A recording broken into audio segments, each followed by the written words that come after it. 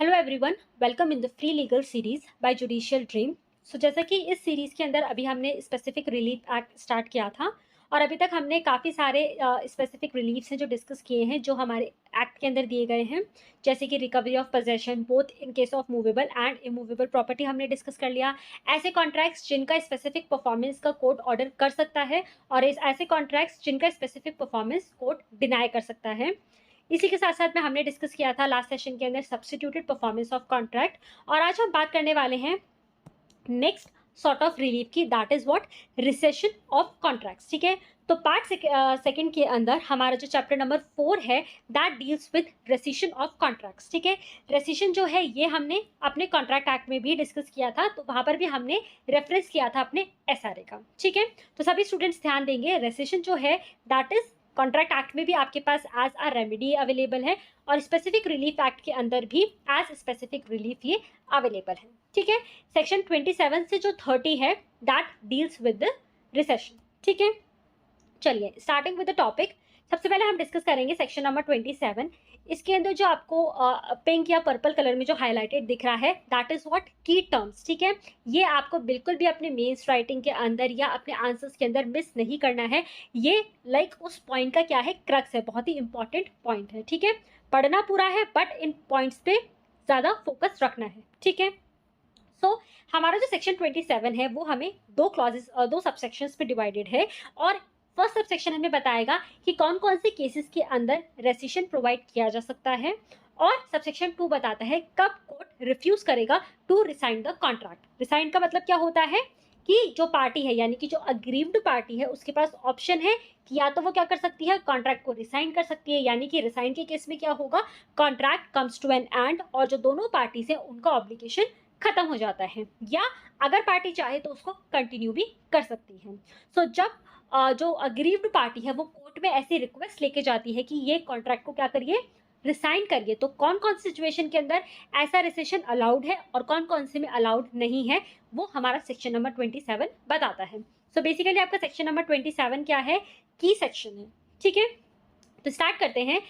When rescission may be एडजस्ड और refused, तो आपका फर्स्ट सबसेक्शन क्या बोलता है, any person interested in a contract may sue to have it rescinded and such rescission may be adjudged by the court in any of the following cases namely, यानी कि यहाँ दो cases हमको बताए हैं जहां पर जो कोर्ट है वो अलाउ कर सकता है। सबसे पहला क्या है, where the contract is voidable or terminable by the plaintiff, यानी कि plaintiff के पास ये ऑप्शन है कि या तो वो कॉन्ट्रैक्ट को वॉइडेबल करा सकता है या टर्मिनेबल करा सकता है। तो हमने इंडियन कॉन्ट्रैक्ट एक्ट के अंदर पढ़े थे कौन कौन से ग्राउंड्स के ऊपर आपका कॉन्ट्रैक्ट क्या हो सकता है, वॉइडेबल हो सकता है। दैट इज जब आपकी कंसेंट फ्री नहीं है, फ्रॉड या कोअर्जन या मिसरिप्रेजेंटेशन के थ्रू अफेक्टेड है, तो उन केसेस के अंदर क्या होता था, आपका कॉन्ट्रैक्ट वॉइडेबल हो जाता था eight the option of the aggrieved party.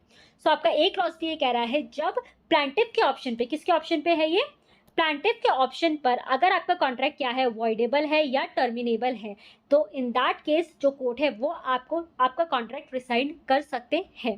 ठीक है, सेकंड क्लॉज क्या बोलता है, where the contract is unlawful. अब अगर कॉन्ट्रैक्ट अनलॉफुल इसका मतलब क्या है, अगेंस्ट द लॉ है, against the provisions of the act है, तो उस केस में क्या होगा, आपका कॉन्ट्रैक्ट कैसा होगा, वॉइड होगा। तो यानी कि rescission as per section number 27 of SRA दोनों ही केसेस में आपको दिया जा सकता है, दैट इज वॉइड हो या वॉइडेबल हो। ठीक है, where the contract is unlawful for cause not apparent on its face, यानी कि क्यों वॉइड है ये हमको कॉन्ट्रैक्ट के फेस से पता नहीं लग रहा, यानी कि कॉन्ट्रैक्ट को प्राइमा फेसी देखकर हमें पता नहीं लग रहा।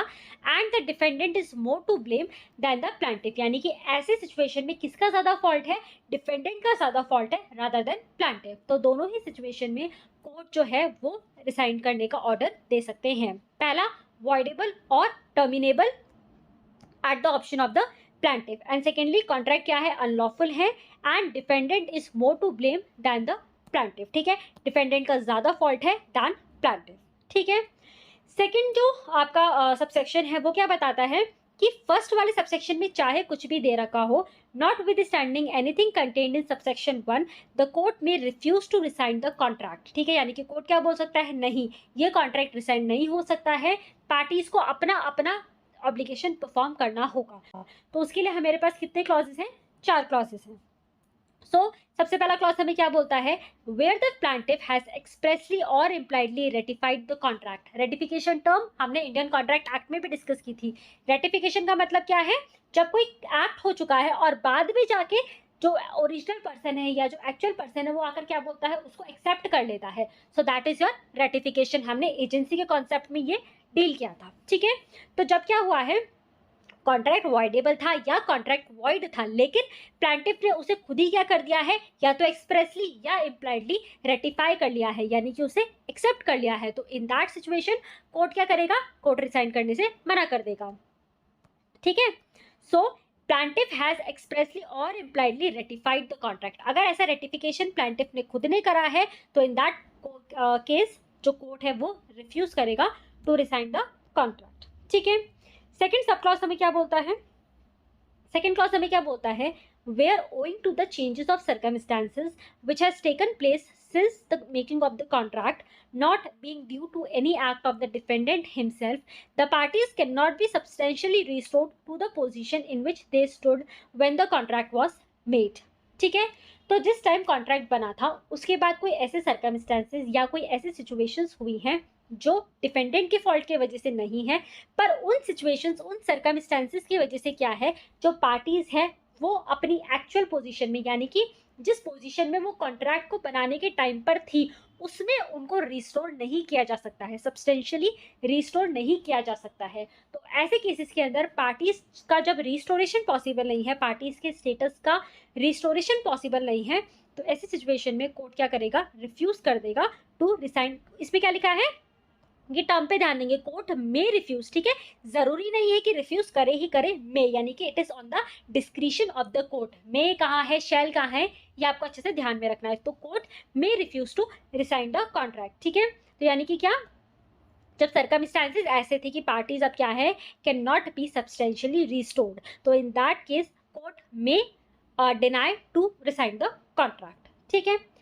थर्ड क्लॉज क्या बोलता है आपको, where third parties have during the subsistence of the contract acquired rights in good faith without notice or for value, यानी कि जब किसी थर्ड पार्टी ने आपके ऐसे कॉन्ट्रैक्ट के अंदर कोई राइट्स या कोई इंटरेस्ट, वो भी किसने, गुड फेथ के अंदर एक्वायर कर लिए हैं without having any knowledge of that voidability और वॉइड एस्पेक्ट, ठीक है। तो उस केस के अंदर भी, क्योंकि कोर्ट को क्या करना है, एक इक्विटी करनी है, एक जस्टिस करनी है, तो थर्ड पार्टी के इंटरेस्ट को हार्म करके कोर्ट ऐसे रिसाइन करने का ऑर्डर नहीं दे सकती है। सो क्या है आपके पास, जहां किसी थर्ड पार्टी ने ऐसे कॉन्ट्रैक्ट में गुड फेथ के अंदर क्या कर लिए हैं, राइट्स एक्वायर कर लिए हैं, ठीक है। एंड फाइनली डी क्लॉज क्या बोलता है, where only a part of the contract is sought to be rescinded and such part is not severable from the rest of the contract, यानी कि ये हमारा कॉन्ट्रैक्ट था, ठीक है। पार्टी क्या चाहती है कि ये वाले पार्ट को तो रिसाइन कर दिया जाए और ये वाला पार्ट वो कंटिन्यू कर ले, पर ये दोनों पार्ट इस तरीके से कनेक्टेड है कि ये सीवरेबल नहीं है, यानी कि सेपरेट नहीं किए जा सकते हैं। तो उस सिचुएशन के अंदर आप ऐसे पार्ट को रिसाइन करने की जो रिलीफ है उसको क्लेम नहीं कर सकते हैं और कोर्ट रिफ्यूज कर देगा टू रिसाइन द कॉन्ट्रैक्ट। तो यानी कि जिस पार्ट को आप रिसाइन करवाना चाहते हैं वो क्या है, नॉट सीवरेबल है from the rest of the contract, ठीक है। सो सेक्शन 27 के सब सेक्शन 1 में हमको क्या बताया, कौन कौन सी सिचुएशन है जहां पर ऐसा रिसेशन अलाउ किया जाएगा, जहां कॉन्ट्रैक्ट क्या है, वॉइडेबल है या टर्मिनेबल है on the option of the plaintiff, या सेकेंडरी कॉन्ट्रैक्ट क्या है, अनलॉफुल है और डिपेंडेंट क्या है, डिपेंडेंट का ज्यादा फॉल्ट है प्लांटिफ से। सेकेंड सबसेक्शन हमें बोलता है कि कब कोर्ट क्या कर सकती है, रिफ्यूज कर सकती है, दैट इज व्हेन कोर्ट में refuse to rescind the contract. First, अगर प्लांटिफ ने खुद ने एक्सप्रेसली या इम्प्लाइडली रेटिफाई कर दिया ऐसे कॉन्ट्रैक्ट को। सेकंड, ऐसे सर्कमस्टांसेस में चेंज आया है जिनकी वजह से जो पार्टीज हैं they can not be restored back to the original position. Third है जहां थर्ड पार्टी ने गुड फेथ के अंदर आपके ऐसे कॉन्ट्रैक्ट के अंदर कोई राइट्स या कोई इंटरेस्ट एक्वायर कर लिया है। एंड फाइनली जो part of contract party resign कराना चाहती है वो क्या नहीं है, सीवरेबल नहीं है from rest of the contract, ठीक है। सो दोनों ही ग्राउंड्स आपको अच्छे से ध्यान में रखने हैं and this is very important topic for both MCQ also and mains part also, ठीक है। मूविंग ऑन, अब हमारे पास आता है next section, that is the section number 28 और सभी स्टूडेंट्स बताएंगे कि सेक्शन नंबर 28 को हमने किस सेक्शन के साथ में लिंक किया था, ठीक है। सो ये क्या बताता है, rescission in certain circumstances of contract for the sale और lease of immovable property, the specific performance in which it has been decreed. ठीक है, यानी कि कोई ऐसे कॉन्ट्रैक्ट का, कोई ऐसे सेल या लीज के कॉन्ट्रैक्ट का क्या हो रहा है, रिसेशन हो रहा है, तो उसके अंदर हमारी जो पार्टीज उनका क्या राइट रहने वाला है। इसको हमको किसके साथ रेडविट करना था, लिंक विद सेक्शन नंबर 13, जहां हमने बायर या लेसर के जो है राइट्स पढ़े थे। ठीक है, अब इसमें हम पढ़ेंगे सेलर या आपके लेसर के, यानी कि वेंडर की, जो आपका सेलर है उसके राइट्स पढ़ने वाले हैं हम। ठीक है, सेक्शन नंबर 13 में हमने किसके पढ़े थे, परचेजर या लेसी के। ठीक है, चलिए स्टार्ट करते हैं। फर्स्ट सबसेक्शन क्या बोलता है, where in any suit a decree for specific performance of a contract for the sale और lease of immovable property has been made and the purchaser और lessee does not within the period allowed by the decree और such further period as the court may allow pay the purchase money or other sum which the court has ordered him to pay, the vendor or lessor may apply in the same suit in which the decree is made to have the contract rescinded, and on such application the court may by order rescind the contract either so far as regards the party in default or altogether as the justice of the case may be। ठीक है, तो first वाला subsection simple से हमें दो बात बताता है कि अगर कोई ऐसा कॉन्ट्रैक्ट हुआ सेल या लीज ऑफ इमूवेबल प्रॉपर्टी का, जहां पर आपके परचेजर ने या आपके लेसी ने क्या किया है, या तो परचेज मनी पे नहीं किया या जो भी अदर सम उसको पे करना था with in the given time, अगर उसने पे नहीं किया, तो हमारे वेंडर या लेसर के पास क्या ऑप्शन है कि वो कोर्ट में जाकर ऐसा सूट फाइल कर सकता है और कोर्ट को बोल सकता है कि प्लीज कोर्ट आप इस कॉन्ट्रैक्ट को क्या कीजिए, रिसाइंड कीजिए। ठीक है, क्योंकि क्या है, यहाँ पर परचेजर या लेसी का डिफॉल्ट है।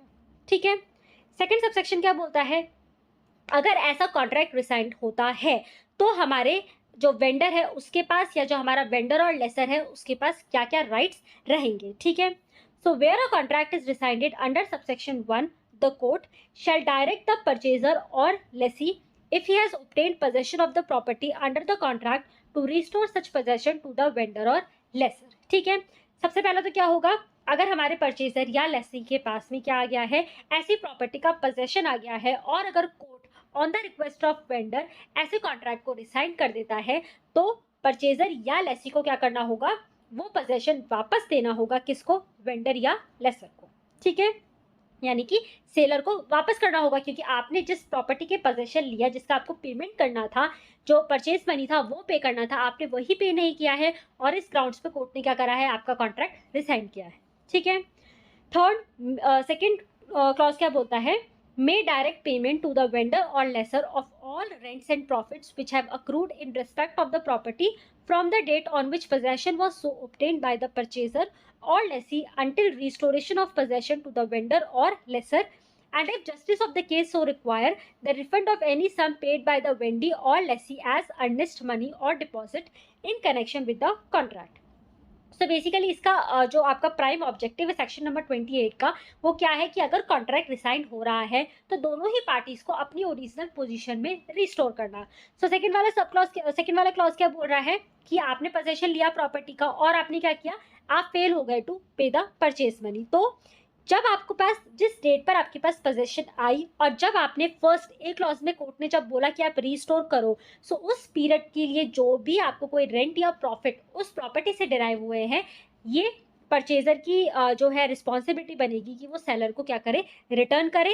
एंड इन केस अगर परचेजर ने भी कोई एडवांस मनी दिया था, तो सेलर उसको परचेज जो एडवांस मनी है या अर्नेस्ट मनी है वो रिफंड करे। वो कब करेगा, in the interest of justice. अगर कोर्ट को ऐसा लगता है कि जस्टिस करने के लिए, इक्विटी करने के लिए सेलर को भी बायर को उसका अर्नेस्ट मनी या रिफंड वापस करना चाहिए, तो कोर्ट ऐसा भी ऑर्डर दे सकता है। ठीक है, पर सेकंड के अंदर बेसिकली आपके कि in the interest of justice and equity करने के लिए सेलर को भी बायर का अर्नेस्ट मनी या जो डिपॉजिट है वो रिफंड करना चाहिए, देन ऐसा भी ऑर्डर कोर्ट दे सकता है। बट प्राइमरी जो ऑब्जेक्टिव है हमारे सबसेक्शन 2 का, वो क्या है, जो हमारा सेलर है उसके इंटरेस्ट को प्रोटेक्ट करना।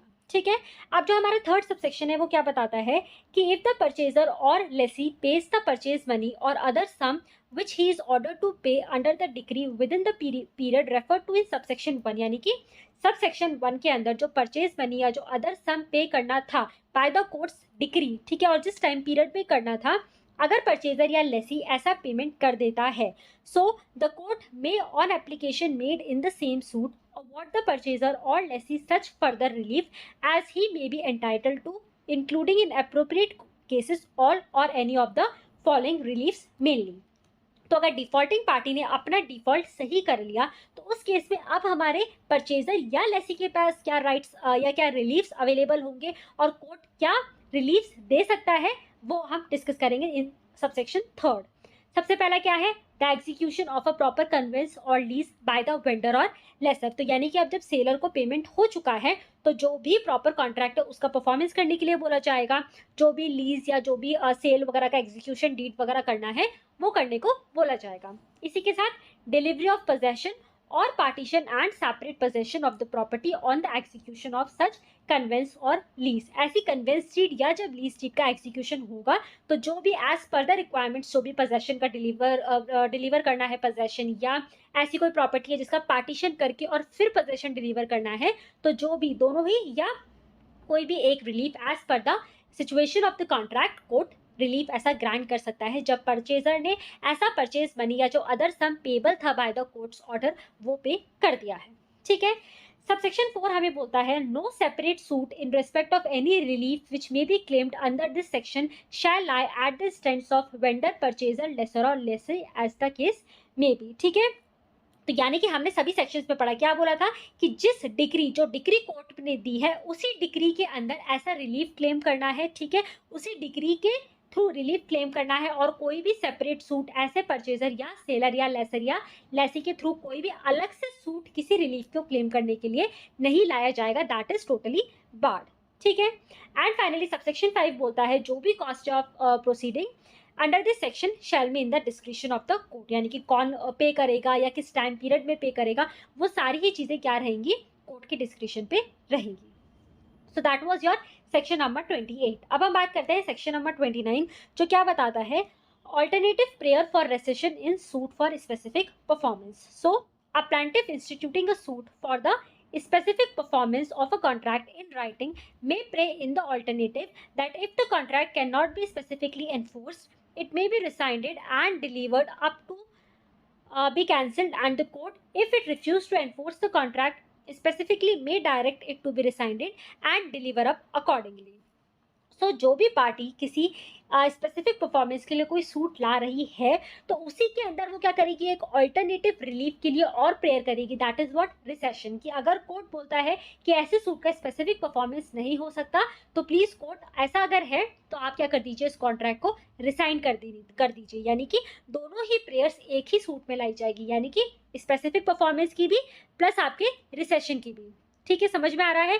दोनों ही रिलीफ्स को आप एक ही एज ऑल्टरनेटिव प्रेयर एक ही सूट के अंदर लेकर आएंगे. ठीक है. जो मतलब प्लांटिफ के पास है ना ये ऑप्शन, क्योंकि प्लांटिफ इंस्टीट्यूट करेगा ऐसा सूट, तो प्लांटिफ क्या करेगा, यानी कि प्लांटिफ मतलब जो भी अग्रीव पार्टी है वो आपके प्लांटिफ के शूज में स्टेप इन करती है. सो प्लांटिफ जब ऐसे स्पेसिफिक परफॉर्मेंस के लिए कॉन्ट्रैक्ट लेकर आएगा उसी के अंदर वो ऑल्टरनेटिव प्रेयर में क्या लेकर आएगा, रिसाइंड करने का लेकर आएगा ऑप्शन, ताकि अगर कोर्ट डिनाई करती है कि नहीं ऐसे कोर्ट का स्पेसिफिक परफॉर्मेंस नहीं हो सकता, ऐसे कॉन्ट्रैक्ट का स्पेसिफिक परफॉर्मेंस नहीं हो सकता, तो कोर्ट प्लीज आप मेरे को रिसाइंड का रिलीफ क्लेम कर दीजिए. ठीक है. लास्ट सेक्शन आता है हमारे पास सेक्शन 30 जो बेसिकली आपके इक्विटी एंड जस्टिस के ऊपर बेस्ड है. So court may require parties resigning to do equity. So on adjudging the rescission of a contract, the court may require the party to whom such relief is granted to restore so far as may be any benefit which he may have received from the other party and to make any compensation to him which justice may require. ठीक है. तो अभी जो हमने last वाले section में discuss किया था दैट इज सेक्शन नंबर 28. तो वहां पर भी अगर रिसाइंड हो रहा है कॉन्ट्रैक्ट तो जो भी पार्टीज ने बेनिफिट्स ऑब्टेन करे हैं वो उनको क्या करने होंगे, रिटर्न बैक करने होंगे. एंड यही हमारा सेक्शन नंबर 30 बोलता है कि ऐसे कॉन्ट्रैक्ट्स का अगर रिसाइन हो रहे हैं on the application of the parties तो दोनों ही पार्टीज को जो जो बेनिफिट उनको रिसीव हुए हैं वो भी रिस्टोर करने होंगे. और इसके अलावा अगर एडिशनली कोई कंपनसेशन के लिए पार्टी क्लेम करती है और कोर्ट ग्रांट करता है तो वो कंपनसेशन भी पे करना होगा, सो दैट प्रॉपर जस्टिस हो. ठीक है। So that is your recession topic, ठीक है। तो सेक्शन नंबर 27 जो बेसिकली डील कर रहा था सर्कमस्टेंसेस के साथ में, जहां पर रिसेशन ग्रांट किया जा सकता है और डिनाई किया जा सकता है। एंड फिर हमने राइट्स पढ़े सेक्शन नंबर 28 के अंदर। किसके राइट्स पढ़े? सेक्शन नंबर 28 में हमने किसके राइट्स पढ़े? सेलर के राइट्स पढ़े, ठीक है। इसी के अंदर हमने परचेजर का भी एक क्लॉज किया, परचेजर को भी क्या रिलीफ मिल सकता है। और इसी के साथ हमने एक सेक्शन नंबर 30 डिस्कस करा, यानी कि इक्विटी करना है, पार्टीज को ओरिजिनल जो पोजीशन है उनकी उसमें रिस्टोर करना है। सो ये सारे जो आपके सेक्शंस हैं that deals with rescission of a contract. So अब हम डिस्कस करते हैं आपके assignment questions related to this topic. So which of the following section of the specific relief act deals with recession of a contract? तो कौन सा की section था? ये मैंने आपको बताया था, सेक्शन 26, 27, 31 और 34। सो आई होप बहुत ही ये इजी क्वेश्चन है, सो एवरीवन कैन अटेम्प्ट, ठीक है। इसी के साथ आप क्वेश्चंस अटेम्प्ट करके उनके आंसर्स हमारी वेबसाइट पर चेक कर सकते हैं, दैट इज www.judicialdream.com। एंड इसी के साथ आप और भी दूसरे एक्ट्स और अलग अलग टॉपिक से रिलेटेड क्विजेस और एमसीक्यूज एंड इवन आपके मेंस ओरिएंटेड क्वेश्चंस एंड उनके मॉडल आंसर्स हमारी वेबसाइट पर चेक कर सकते हैं एंड प्रैक्टिस कर सकते हैं। आप हमारे साथ कनेक्टेड रह सकते हैं through Telegram, WhatsApp and Instagram. सभी के लिंक्स नीचे डिस्क्रिप्शन बॉक्स में अवेलेबल हैं, सो आपको पता रहे कि कौन सी क्लास कब आपकी प्लेलिस्ट पे अपडेट हुई है, ठीक है। इससे पहले हमने इंडियन कॉन्ट्रैक्ट एक्ट कंप्लीट किया था, जिसकी प्लेलिस्ट भी हमारे यूट्यूब चैनल पर अवेलेबल है। So you can also visit the playlist and watch the lectures. अब मिलते हैं नेक्स्ट सेशन में नए टॉपिक के साथ में। Thank you so much.